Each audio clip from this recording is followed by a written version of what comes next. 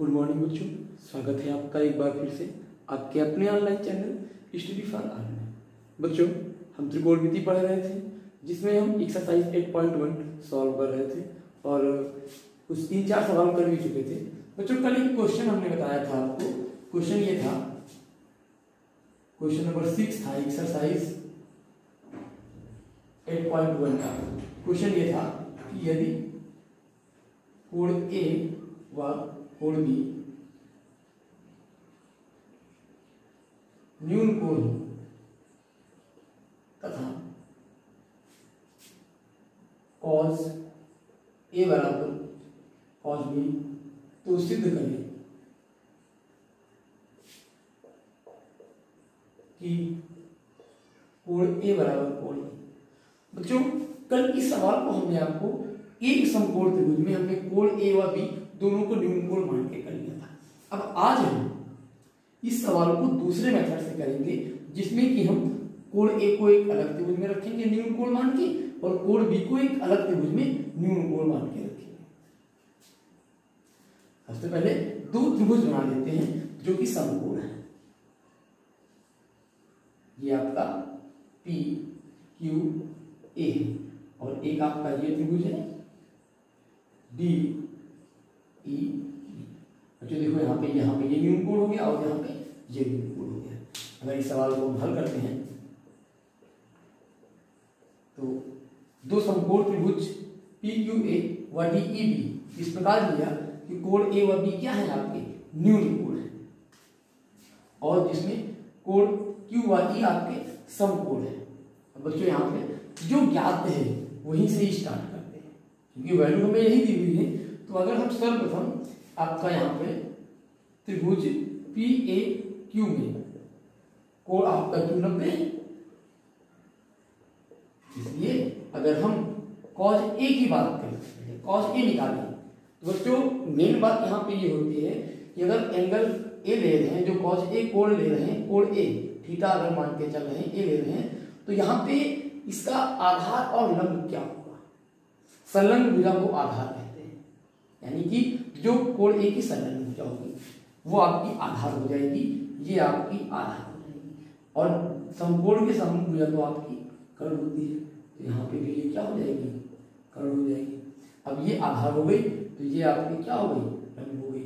यहाँ पे भी कोण बी के लिए ये आधार हो जाएगी और ये आपकी बच्चों कॉस ए की बात करें तो कॉस ए का मान क्या होता है, यानी कॉस थीटा का मान क्या होता है? इसके लिए हमने लाल बटे कक्का आपको बताया था कि ये लाल बटे कक्का में जो ए बाई के की वैल्यू होती है ये कॉस की होती है, और ये वैल्यू साइन की होती है, और ये वैल्यू टेन की होती है। ये वैल्यू आपकी कॉस की होती है, तो हमें कॉस का ही मान चाहिए। मतलब कॉस का मान क्या हो जाएगा? ए बाई के हो जाएगा। ए बाई के का मतलब हो गया आधार बटे कर्ण, यानी कि ए क्यू बटे ए पी। मान हो गया आपका ए क्यू बटे ए पी। अब पुनः अगर हम त्रिभुज डी ई बी की बात करें तो यहाँ पे कोण ई 90 है। समकोण त्रिभुज होगा तभी हम ये कॉस ए वगैरह ज्ञात कर पाएंगे, इसीलिए यहाँ पे कोण ई 90 लिख दिया गया है। ये कॉस बी की वैल्यू ज्ञात करते हैं, तो फिर वही बात है, कॉस बी यहाँ पे निकालना हो तो हम आधार बटे कर्ण कर देंगे। आधार हमारा बीई है और कर्ण हमारा बीडी है, यानी कि ये हो गया बीई बटे बीडी। अब बच्चों यहाँ पे ध्यान देने वाली बात है कि जो चीज दिया है उसी का प्रयोग करते हैं। हमें यहाँ पे दिया गया है कॉस ए बराबर कॉस बी, तो हम इन दोनों पक्ष में यहाँ पे रखते हैं। अगर हम ये यहाँ पे लिख दें चूंकि कॉस ए बराबर कॉस बी, अब जब ये कॉस ए बराबर कॉस बी दिया गया है, यानी कि इन दोनों के जो दाएं पक्ष हैं, जो एक पक्ष है वो बराबर है, तो दूसरा पक्ष ऑटोमेटिक बराबर हो जाएगा। अतः हम कह सकते हैं कि ए क्यू बटे ए पी बराबर बी बटे बी डी। अब पक्षांतर क्रिया से इसे हम लिख सकते हैं ए क्यू बटे बी ई बराबर, भाई बी ई यहाँ ले आए और ए पी वहां ले गए, ए पी बटे बी डी। इससे हमने क्या किया? दोनों त्रिभुजों की भुजाओं में संबंध दिखा दिया। ये आपका बी क्रॉस मल्टीप्लाई कर दिया, इसका यहाँ मल्टीप्लाई करा, इसका यहाँ मल्टीप्लाई कर दिया, बस किया। और बराबर हमने एक के संख्या मानी, इसे हम ए क्यू और ए पी का मान निकालेंगे। यहाँ पे ए क्यू का माना जाएगा और ए पी का माना जाएगा। तो क्या आएगा, ए पी का मान क्या आएगा, यहाँ से ए क्यू का मान, पहले ए क्यू का मान आएगा, ए क्यू का मान आ गया आपका के बी ई,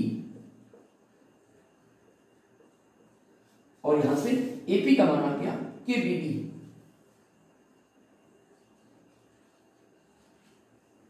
दोनों वैल्यूज मिल गई, यानी कि हमें इस त्रिभुज के ए पी और ए क्यू की वैल्यूज मिल गई। अब हम आगे बढ़ते हुए इस सवाल को नोट कर लीजिए, थोड़ा सा इरेज करना है।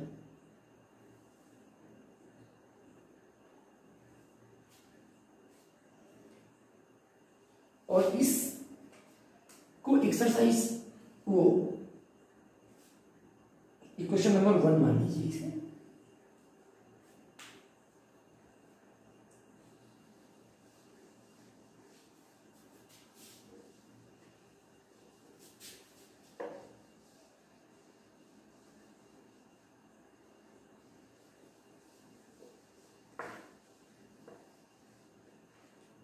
बच्चों ध्यान दें, यहाँ पे ए क्यू बटे बी ई और ए पी बटे बी डी का मान दिया गया है। अब हम पी क्यू और डी ई का मान निकालेंगे। यहाँ पे दोनों को रेशियो में ले लेते हैं। रेशियो में क्यों ले रहे हैं ये आपको हल होते समय अभी कायदे से बताया जाएगा कि हम यहाँ पे पी क्यू बटे डी ई क्यों लेते हैं। पी क्यू का मान हो जाएगा आपका under root A P square minus A Q square, और आपका जो डी का मान होगा वो हो जाएगा B D square under root minus B E square. तो यहाँ पे हमने पाइथागोरस थ्योरम लगा दी। अब यहाँ पे और ये पी क्यू अलग अलग मान करके रखे जाए, ऐसे रख दें, उसमें कोई फर्क नहीं होता है। तो हमें डायरेक्ट इनका जो है वैल्यू यहाँ पे पुट कर दिया। पी क्यू का मान होता है अंडर रूट, यहाँ पे पी क्यू का मान हो जाएगा अंडर रूट का वर्ग माइनस 8, और यहाँ पे डी का मान हो जाएगा अंडर रूट का वर्ग माइनस 8। अब बच्चों यहाँ पे ये देखो कि हमने यहाँ पे ए क्यू और ए पी की वैल्यूज निकाल के रखी, दोनों वैल्यूज यहाँ पे पुट कर देंगे। अगर मान को रखते हैं तो क्या हो जाएगा, ये बराबर हमारा निकलेगा ए पी का मान है यहाँ पे K B D, K B D का मतलब हो गया K square B D square और minus K B E, K square B E square upon ये आपका अंडर रूट दिया गया है B D square minus B E square. बच्चों के स्क्वायर अंडर रूट से बाहर आ गया, पहले आप ऊपर ही कॉमन ले लेते हैं। अगर यहाँ पे अंडर रूट के अंदर के स्क्वायर कॉमन ले लें तो ये हो गया B D square minus B E square, और बटे में हो गया आपका B D square minus B E square, जो कि कट के हो जाएगा अंडर रूट के स्क्वायर और बराबर आ जाएगा आपका के, यानी कि पी क्यू बटे डी ई की वैल्यू के आ गई। अब बच्चों अगर इसे हम समीकरण 2 बना लें तो समीकरण 1 और 2 से हम देखते हैं कि ये जो के है, के की जगह हम ए पी बटे डी ई रख सकते हैं। समीकरण 1 व 2 से यहाँ पे हमने क्या किया, ए पी बटे डी ई रख दिया, पी क्यू बटे डी ई रख दिया यहाँ पे। तो ये हमारा ये हो गया ए क्यू बटे बी ई बराबर ए पी बटे बी डी बराबर पी क्यू बटे डी। बच्चों समरूपता का नियम होता है, अगर दो त्रिभुजों की संगत भुजाएं समान अनुपात में हो तो वो त्रिभुज समरूप होते हैं। समरूप का मतलब हो गया एक ही रूप के होते हैं, जैसे कि मनुष्य समरूप होता है। ये दोनों त्रिभुज आपके समरूप हो गए, इनका जो झुकाव है वो समान है, एक ही तरह का झुकाव है। इनकी सारी भुजाएं एक ही एंगल पे झुकी हुई है, एक ही कोण पे झुकी हुई है। तो यहाँ पे ए क्यू बटे बी ई है, ए क्यू बटे बी ई है, ए पी बटे बी डी है, ए पी बटे बी डी है, और पी क्यू बटे डी ई है, पी क्यू बटे डी ई है। तो बच्चों हम कह सकते हैं अतः त्रिभुज ए पी क्यू आपका समरूप होगा त्रिभुज बी डी ई के। जब त्रिभुज समरूप हो जाएगा तो इनके संगत कोण बराबर हो जाएंगे। संगत का मतलब यहाँ पे देखो समरूपता को हमने बाई सीक्वेंस लिखा है, संगत लिखा गया है। संगत टर्म में यहाँ पे ए पी क्यू लिखा है, ए पी क्यू। देखो यहाँ पे अगर इससे हम मैच कर रहे हैं तो इससे केवल मैच कर लो, इसको देखो यहां पे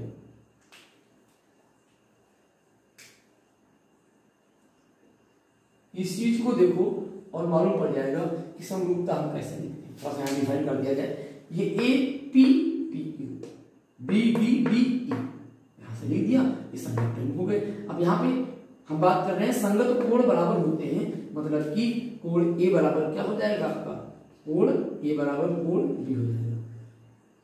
त्रिभुज को समरूप सिद्ध करने के लिए ही हमने इनकी भुजाओं को अलग अलग अनुपात में लिया। मैंने आपसे कहा था बीच में कि इसको बताएंगे हम, आखिर हम पी क्यू बटे डी क्यों ले रहे हैं, क्योंकि हमें दोनों त्रिभुज समरूप करने हैं, इसीलिए हम यहाँ पे ले रहे हैं। बच्चों समझ में आ गया होगा आपको। अब एक और प्रश्न करते हैं इसी एक्सरसाइज का।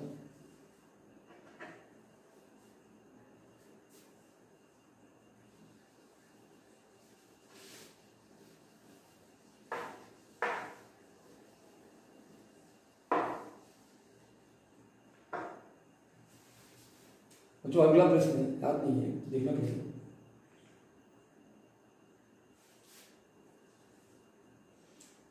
प्रश्न अगला आपका ये है कि कॉट थीटा की वैल्यू दी गई है 7/8।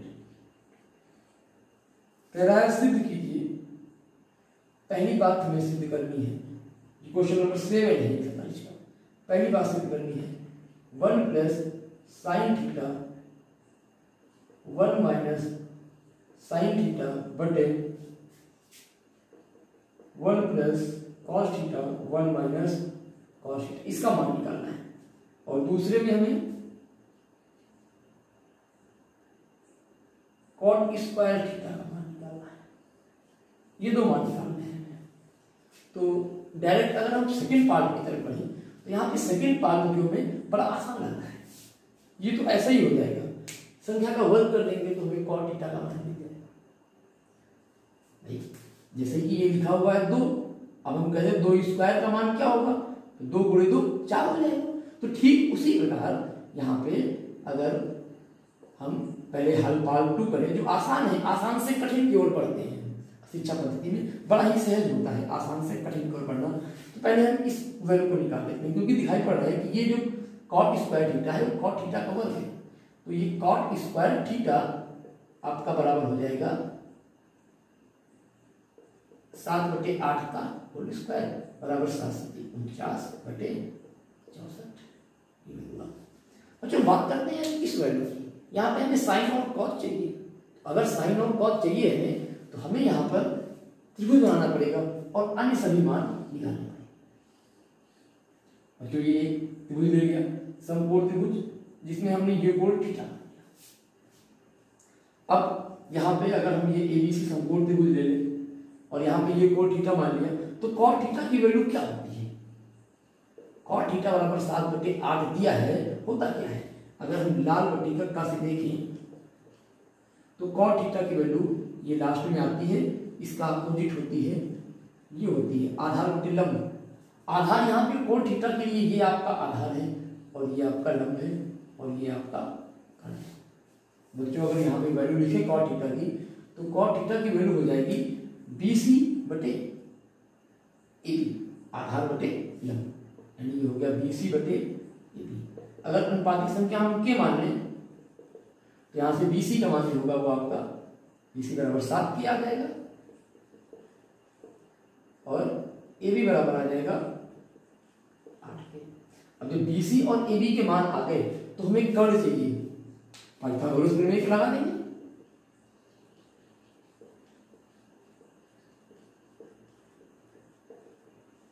तो क्या होती है पाइथागोरस प्रमेय, बताया यार जी मैंने पिछले वीडियो में आपको कि किसी भी समकोण त्रिभुज में जो बड़ी भुजा होती है, यानी कि समकोण के सम्मुख वाली भुजा, उस भुजा का वर्ग शेष दो भुजाओं के वर्गों के योग के बराबर होता है।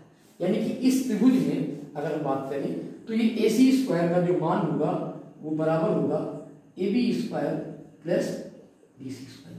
अब यहाँ पे AC का मान देखिए क्या हो जाएगा, AC बराबर हो जाएगा √ AB का मान दिया हुआ है आपका 8 के मतलब 64 के स्क्वायर और BC का मान दिया गया 7 के मतलब 49 के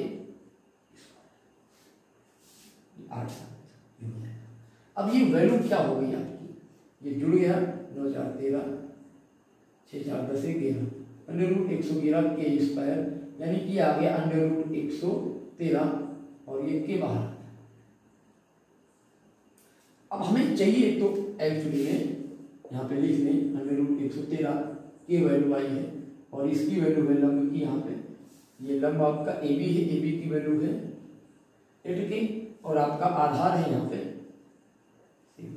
बच्चों हमें मान चाहिए साइन थीटा और कॉस थीटा, ताकि हम यहाँ पे रख दें और इसको हल कर दें। तो साइन थीटा का मान क्या हो जाएगा बच्चों, साइन थीटा का मान होता है लंब बटे कर्ण, ये वैल्यू होती है साइन थीटा की। लंब यहाँ पे आपका इस कोण थीटा के लिए लंब AB है, AB की वैल्यू है 8 के और आपका कर्ण AC है, AC की वैल्यू है k√1113, यानी कि आ गया 8/√1113। अगर हम यहाँ पे कॉस थीटा की बात करें तो कॉस थीटा की वैल्यू आ जाएगी आपकी आधार बटे कर्ण, ये होती है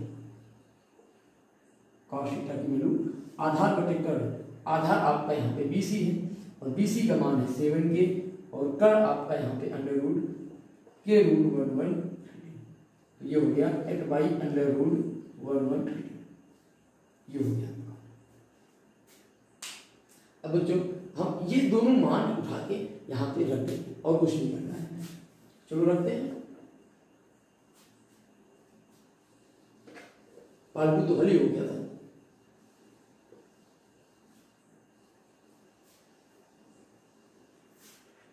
इसमें मान रखते हैं, यहाँ पे मान रख रहे हैं, यानी कि हो जाएगा 1 प्लस साइन थीटा का मान है 8/√1113 और ये है 1 माइनस 8/√1113, ये बटे में आ गया 1 प्लस 7/√1113 और 1 माइनस 7/√1113।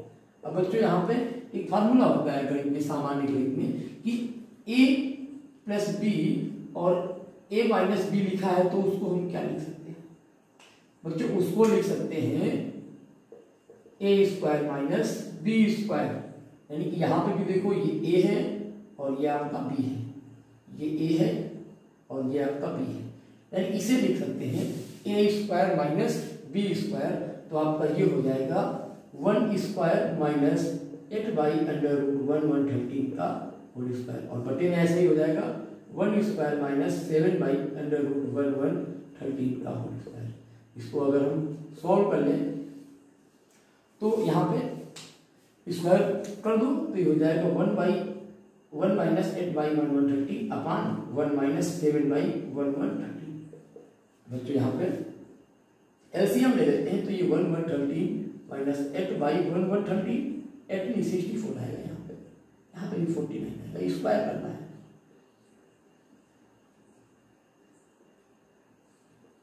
अपान 1113 माइनस